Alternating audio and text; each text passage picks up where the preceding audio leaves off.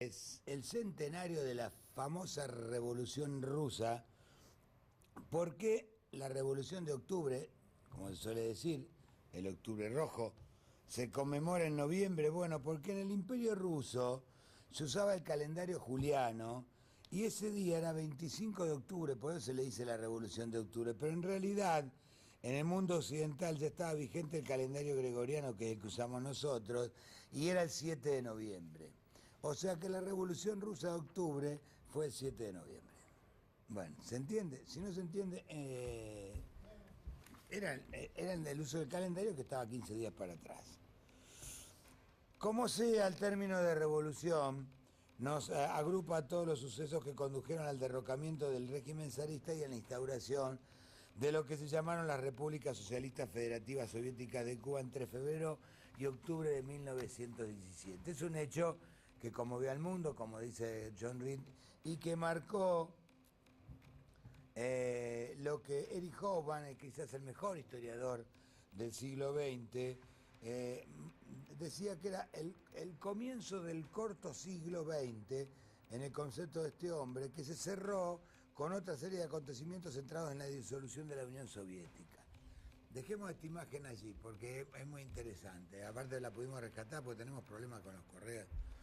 Bueno, para Eric Hobsbawm el siglo XX comenzó en 1917 con la Revolución y terminó en 1989 con la caída del muro de Berlín. ¿Por qué? Por muchas cosas. Primero porque la revolución es objeto de simpatía y de numerosas esperanzas para unos, de críticas, miedos y odios viscerales para otros. Sigue siendo uno de los acontecimientos más estudiados y más discutidos de la historia contemporánea. Se puede decir que Carlos Marx y Federico Engels, en el libro que escribieron sobre el fin de la ideología alemana, decían que el comunismo solo podía darse como la acción consciente o simultánea de pueblos con desarrollo de las fuerzas productivas y el intercambio universal que lleva aparejado. Esto no se daba en Rusia, ni en China, que es donde se dio el comunismo. Ellos suponían que tenía que ser el lógico desarrollo de un país avanzado, Inglaterra, Francia o Alemania. Ahí decían que se iba a dar el comunismo. Bueno, no se dio en Rusia y en China. El desarrollo de la Revolución Rusa pasó por varios periodos donde la mística de la superioridad social y económica se difundía con un enorme aparato de propaganda, y lo que veíamos ahí es una publicación de 1960, esa era la tapa, que decía 2017. ¿Por qué decía 2017? Bueno, porque era el centenario de la Revolución. Hace 1960, ya hacía 15 años que se había terminado la Segunda Guerra, había emergido Rusia como los vencedores, era la segunda potencia en poder de decisión, hacía 5 años que se había firmado el Pacto de Varsovia con los países del bloque del Este, estábamos con la Guerra Fría y estaba la carrera espacial que estaba ganando Rusia, además con los Sputnik, hacía tan solo 3 años. En ese marco es que publicaron en 2017 que veíamos recién, un relato sobre lo que iba a ser el futuro centenario de la gran revolución de octubre, o sea, hoy. ¿Cómo iba a ser hoy, según los rusos, en 1960? Bueno, el panorama es presentado como la evolución de una potencia victoriosa que controla el mundo e intenta mantenerlo a salvo de los saboteadores. Los soviéticos del 2017 habían construido trenes que cruzaban el estrecho de Bering y una represa capaz de detener las corrientes frías del Ártico.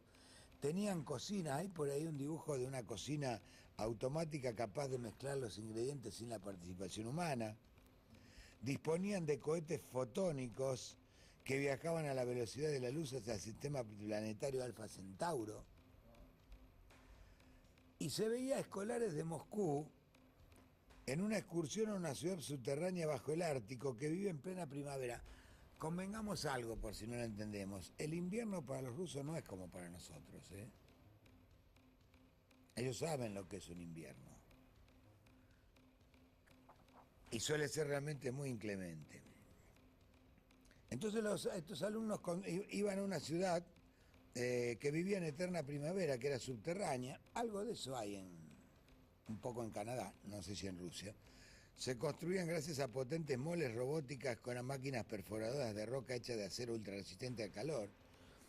Y mientras los estudiantes estaban conociendo el lugar, se recibían noticias sobre los últimos imperialistas del mundo que se suponía venían de una remota isla del Pacífico Sur y realizaban pruebas con armas prohibidas.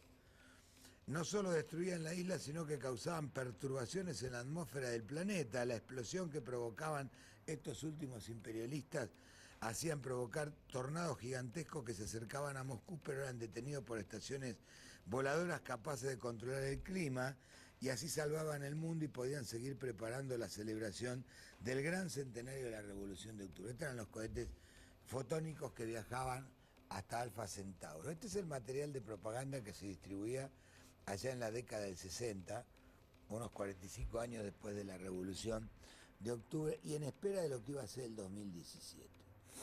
¿Qué se puede decir respecto de esto? Que algunas de esas fantasías, por supuesto, no se han cumplido, que también había de las mismas fantasías, en la década del 60 aparecía Cita con Rama, u otras novedades de la ciencia ficción publicadas por autores norteamericanos que planteaban cosas más o menos similares. Ninguna de las dos grandes potencias llegó a ese grado de desarrollo.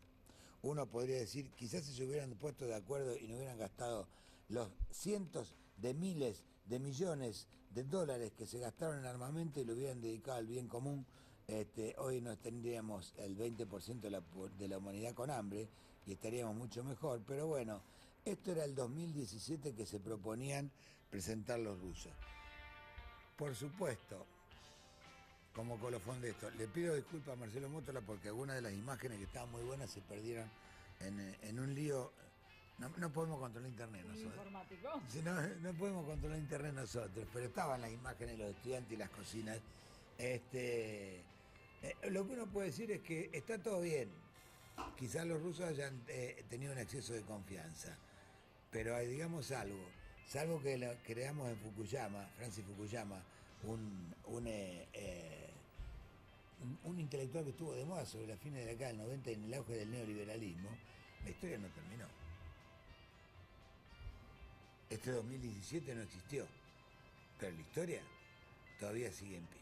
Se cumplen hoy 100 años de la revolución que conmovió al mundo y que favoreció, porque la amenaza del comunismo hizo que muchas potencias mundiales empezaran a tratar mejor a sus trabajadores por miedo a que adhirieran a este tipo de ideas, que estaban además desparramadas por todo el mundo. Pero la historia todavía no ha terminado. A la pausa.